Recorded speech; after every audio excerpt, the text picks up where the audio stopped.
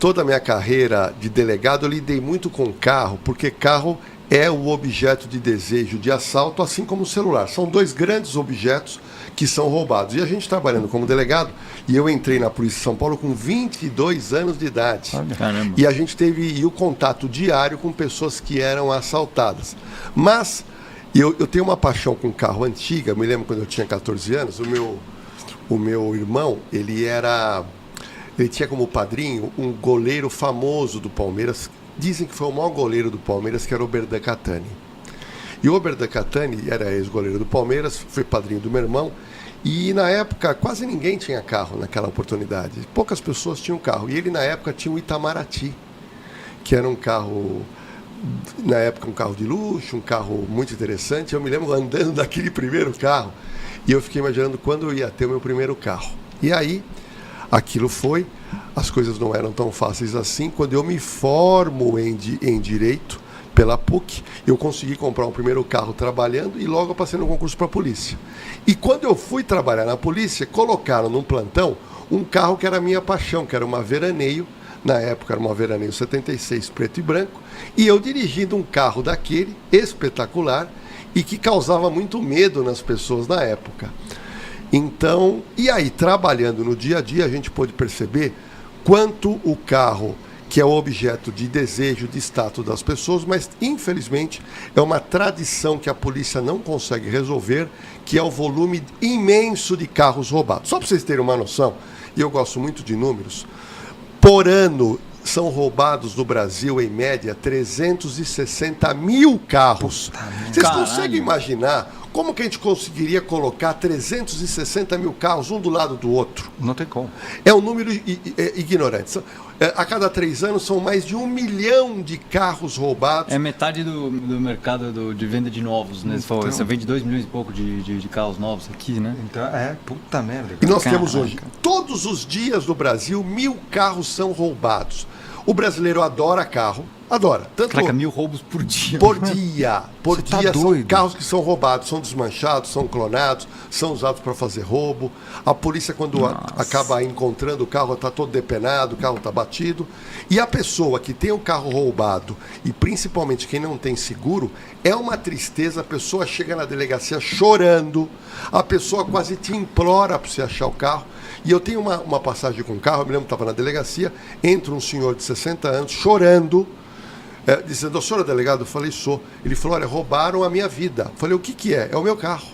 Ele tinha uma Brasília na época, aquela Brasília era o local onde ele ganhava dinheiro, porque ele comprava panelas e ele viajava pela Grande São Paulo vendendo essas panelas com o carro. Bom, roubaram o carro com as panelas. Ele falou: "Me roubaram tudo, as minhas panelas, e roubaram a maneira de eu ganhar dinheiro." Bom, eu disse para ele que eu ia me esforçar. O cara quase se ajoelha na minha frente e foi embora. E eu fiquei com aquilo na cabeça, reuni os investigadores. Durante 2 dias a gente começou a bater num monte de lugar e eu acho a Brasília do cara. Acho a Brasília, mas a Brasília sem as panelas. Quando eu ligo para ele, na época não tinha celular, ele veio na delegacia, ele chorava que nem criança. Ele pegou aquela Brasília, aquela paixão que ele tinha pelo carro, e ele falou para mim: "Olha, as panelas eu vou ter que renegociar, vou voltar a trabalhar." E na outra semana ele queria me trazer um presente, eu falei que não precisava, mas eu estou na delegacia uma determinada tarde, ele para a Brasília e ele tira da parte de trás da Brasília um porquinho amarrado numa corda. Ele entrou na delegacia com aquele porquinho, falou: "Olha, eu trouxe para o senhor porque eu tenho um pequeno sítio, esse porquinho eu trouxe para o senhor de presente." E eu não tinha como dizer não, acabei pegando o porquinho. E eu tinha um investigador que morava na periferia, ele tinha um sítiozinho, ele acabou levando o porquinho. Mas eu pude sentir durante a minha vida como policial o quanto o carro ele é importante e o quanto as pessoas sofrem quando elas são assaltadas e perdem o carro. Não, isso é um problema. A gente... Até uma pergunta no meio dessa história que você contou. Você falou: a gente chamou os investigadores e conseguimos achar a Brasília dele. Cara, eu que sou fora do mundo, o Bruno ainda conhece mais gente, eu que sou fora do mundo aí, policial. Como é que vocês têm o caminho? Você está em São Paulo, uma cidade monstruosa, você fala: "Puta, temos o caminho de bater ali, bater aqui." Eu não sabia nem por onde começar. Eu também não, vai roubar a Brasília. Eu falei: "Cara, como é que a gente faz?" Olha, eu vou falar uma coisa para você. Quando você trabalha numa profissão e você gosta daquilo que você faz e tem paixão, e quando você tem paixão na área policial, você sente a dor da vítima. Então você imagina, naquela época não tinha celular, não tinha nada, não tinha câmera. Ainda. E aí eu peguei todos os investigadores e nós começamos a ir aonde? Começamos a bater em desmanche. Começamos a bater em oficina. Eu trabalhava em Suzano, é uma cidade que não é grande, mas também não é pequena, e nós começamos a bater, e eu quero a Brasília. E aí recebemos um telefonema, olha, tem um carro estacionado, que era uma Brasília amarela, fomos lá e achamos o carro. Provavelmente, percebendo que nós estávamos batendo nas oficinas, nos desmanches, falou, esse carro vai dar problema, é melhor abandonar o carro. Então, eu acho que o policial tem que ter vocação, tem que ter paixão, e quando ele se esforça, a chance de você recuperar um carro realmente é muito grande. Agora, eu tive ocorrências tristes envolvendo o carro, que são as piores ocorrências quando você é assaltado. A vítima ou reage ou faz um movimento brusco, aonde o criminoso pensa que você vai reagir e ele faz um disparo. E às vezes só se assustou. Só se assustou. Né? E a pessoa está morta dentro do carro. E aí o delegado de plantão ele tem que ir no local, você não conhece a vítima, você não conhece o carro, você tem que fazer inicialmente uma coleta de dados, perícia, e você fica na gana de prender aquela pessoa que matou um cidadão de bem por causa de querer roubar um carro. Não é brincadeira, é o que a gente passa na polícia, sentindo isso na pele. Com certeza. Hoje no Brasil, a gente tem um número muito crescente de venda de carro esportivo, né? De carro esportivo, subesportivo. E acho que se a gente fosse falar coisa de uma década para trás, você falava, não rouba o carro esportivo, ele assalta, rouba o relógio do cara, chama a primeira atenção para fazer o roubo de outra coisa. Fazer assalto de outra coisa. Mas a gente está vendo que, por exemplo, acho que coisa de 2 semanas atrás, roubaram 6 ou 7 Porsches. Você acha que esse roubo é porque ou é para dar volta com o carro, ou é para desmanche? Qual o sentido de um roubo de um carro desse? Então vamos lá. Primeiro a gente tem que entender que a partir da internet, nós temos hoje uma gama de pessoas que não tinham dinheiro e hoje têm dinheiro, que são os influencers, são os MCs. E essas pessoas querem coisa boa, eles têm condição de comprar. E eu entendo que essas pessoas movimentaram todo o comércio de carro. Sim. E comércio de joia, comércio de relógio, eles movimentam. Então você tem hoje uma gama de gente que tem condição de comprar. E quando você tem mercado aquecido, carro sabe que tem peça. E as peças desses carros são caras. Um farol de uma Porsche pode custar 30, 40 mil reais. Um farolzinho vagabundo. Para mais. Para mais. Então, quando o mercado está aquecido, o que acontece? O cara bate um carro de luxo e ele chega, o carro às vezes não tem seguro. E ele chega no mecânico e o cara fala, vai ficar caro. E aí o cara fala, pô, mas tudo isso é tudo isso. E aí o cara fala, eu posso tentar ver o mercado paralelo. E aí é o mal, a oficina ruim, o mal... Às vezes o cara que está comprando, está fazendo, o dono do carro nem sabe. O cara fala, não, eu vou te fazer um serviço melhor aqui. E às vezes o cara nem sabe. Vou ver o mercado paralelo, né?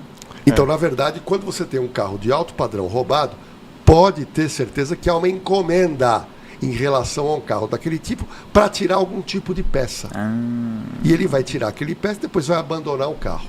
A gente sabe também que tem os chamados dublês. Muitas vezes o cara pode fazer o dublê, mas é um pouco mais difícil. Um carro esportivo é mais difícil o dublê. Né? Eu tive um caso muito curioso, quando eu recebi na delegacia, um cara que se apresentou, que ele teve um roubo de uma BMW da série 500. Né? Então ele teve um furto desse carro, só que eu não fiz o BO, eu recebi aquele BO para investigar. Quando eu recebo o BO, e eu verifico que houve o furto de uma BMW. E os meus irmãos, que sempre gostaram de carros esportivos, e eu tinha um pouco de noção disso, e eu vinha saber, através de um mecânico, que era impossível você furtar um carro de alto padrão. Vocês sabiam disso? Por quê? Não. Com a chave codificada? Não dá para furtar. Porque os carros de alto padrão, eles também são alto padrão as questões de segurança. Então, BMW, Porsche, carros de alto padrão, é só no assalto. É só no assalto. Ou o cara deixou a chave, que nesses carros da Porsche, vocês deixaram a chave tudo no para-brisa. Não, aí tudo bem. Mas não tem como você fazer uma micha ou você tentar fazer uma ligação direta. Os carros populares é mamão com açúcar para o ladrão roubar. Mas um carro, uma Mercedes, uma BMW, uma Porsche, você não vai, um Jaguar, não tem como fazer uma ligação direta, não tem como você roubar utilizando algum equipamento. E aí eu recebo esse BO do furto de uma BMW 500. Liguei para alguns mecânicos. Isso foi quando?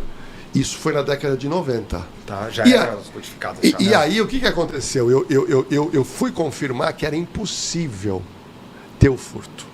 E aí, no BO a gente registrava isso, ainda é registrado ainda hoje, se a pessoa tem seguro ou não. E a pessoa tinha seguro. E aí eu fiz o quê? Nós fomos no local onde ele deu o endereço exato do tal furto que estava na rua. Fui atrás de câmera e percebi que não aconteceu nada lá. Ele deu um endereço qualquer e eu falei, isso é fraude contra o seguro. Entrei em contato com a seguradora e avisei, ó, isso é fraude. Aí Caraca. começamos a trabalhar e eu consegui carrear provas contra ele e imputei a ele o crime de fraude contra seguros. Então quem compra um carro de alto padrão, é impossível você parar o carro em algum lugar e o cara vai te levar o carro sem ter a chave do carro. Não, Caraca, eu não sabia. E hoje em dia tá Ainda mais difícil. ainda mais difícil. Tanto que eu molhei a chave da M3 que eu tinha. E é cara pra caramba a chave. Eu fui pedir a chave reserva pro importador amigo nosso. Ele falou, cara, só concessionária e é o seguinte, você tem que assinar um termo. Sim, sim. Porque senão você dá uma chance do carro, manda a chave, você rouba o carro. Sim, então sim. tem que mandar um termo, uma concessionária, não sei o quê. É sério pra caramba, né?